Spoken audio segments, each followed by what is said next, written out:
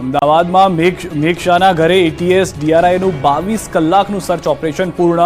87 kilo સોનું, 20 kilo દાગીના જપ્ત। અમદાવાદના પાલડી વિસ્તારમાં આવેલા ફ્લેટ પર દરોડા પાડી એટીએસ અને ડીઆરઆઈએ 87 કિલો સોનું અને 1,37,95,500 રૂપિયાની રોકડ રકમ કબજે કરતા ચકચાર મચી ગઈ છે। મૂળ અમદાવાદનો અને મુંબઈમાં રહેતો અને ડબ્બા ટ્રેડિંગ સાથે સંકળાયેલો મેઘ શાહ નામના યુવકે ડબ્બા ટ્રેડિંગના માધ્યમથી મેળવેલા નાણાંમાંથી સોનું ખરીદીને સંતાડવા માટે અમદાવાદમાં ફ્લેટ ભાડે રાખ્યો હતો। હર્ષદ મહેતાની માફક શેરબજારમાં નાની સ્ક્રિપ્ટને અપડાઉન કરતો મેઘ શાહ સેન્ટ્રલ એજન્સીઓના રડારમાં આવ્યો હતો। એજન્સીઓની તપાસ બાદ બાતમી મળતા અમદાવાદના પાલડી વિસ્તારમાં આવેલા આવિષ્કાર એપાર્ટમેન્ટમાં દરોડા પાડી અંદાજિત કરોડોના મુદ્દામાલ જપ્ત કરવામાં આવ્યો હતો। ગુજરાત એટીએસ અને ડીઆરઆઈ દ્વારા મેઘ શાહના ઘરે સતત 22 કલાક સુધી સર્ચ ઓપરેશન ચાલ્યું હતું। આ દરમિયાન મકાનમાંથી 87 કિલો સોનું જપ્ત કરાયું, 19 કિલોથી વધુ સોનાની જ્વેલરી અને 1,37,95,500 રોકડ જપ્ત કરાઈ તો કરોડોની મોંઘી દાટ ઘડિયાળ મળી આવી છે। આરોપી મેઘ શાહ મૂળ જેતાડા ગામનો વતની અને મુંબઈમાં રહેતા હોવાની વિગતો સામે આવી છે।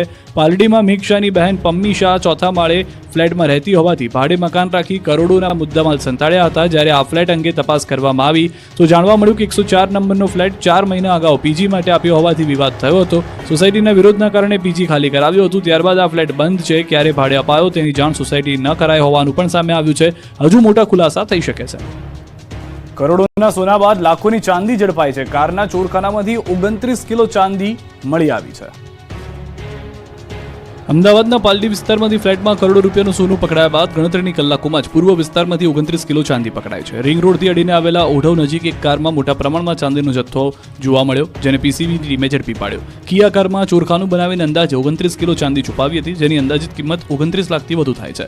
પોલીસે 2 શખ્સની અટકાયત કરી કાર સહિત કુલ 45 લાખનો મુદ્દામાલ કબજે કરી આગળની કાર્યવાહી શરૂ કરી। કારની બાજુની સીટમાં નીચે એક ચોરખાનું બનાવ્યું હતું, જેની અંદર કોઈને ખબર ન પડે તે પ્રમાણે ચાવી અને બોલ્ટથી ફિટ કરવામાં આવ્યું હતું, પરંતુ કડક પૂછપરછ બાદ આ ખાનું ખોલાવતા તેમાંથી 29 કિલો જેટલું ચાંદી મળી આવી હતી।